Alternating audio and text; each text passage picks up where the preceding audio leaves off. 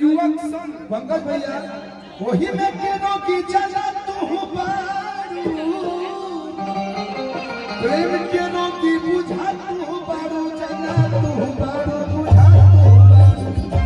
जानती हूँ कैसे ठीक होगी मैक्सिमम हॉस्पिटल है मिठापुर के बगल में वही रहती हो ना तो ठीक होई बू सुइया अपोलम पर सुता के पिया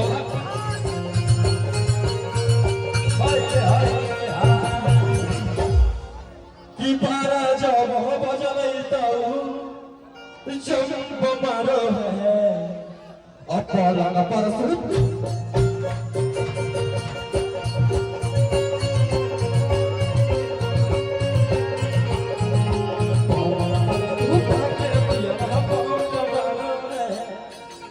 कल्लू भैया ये गाना 100 मिलियन प्लस अब कहाँ गाना नहीं बजा बगल से लेके भोजपुरी इलाका यूपी बलिया बक्सर जहाँ भी है सब जगह बजा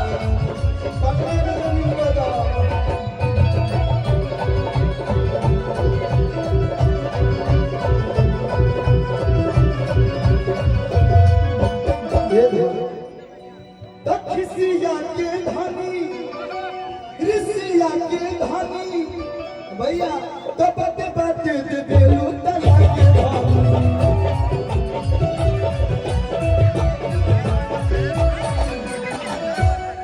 रिजत वाली राजा होई पीना हम पूछो जाके पीना अंजनी चाचा मेरे दोस्त कैसा है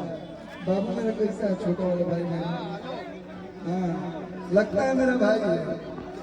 इनसे फैमिली रिलेशन है इसलिए मेरे को बहुत अच्छा लगा तो तोहरे नाम कोद मजारा के दो कीनिया गोया तोहरे नाम कोद मजारा के जमीन ये बच्चा मैंने हेलो दीपा टमाटर नियन गोरे गोरे का नवा का जिला में माल जन कोई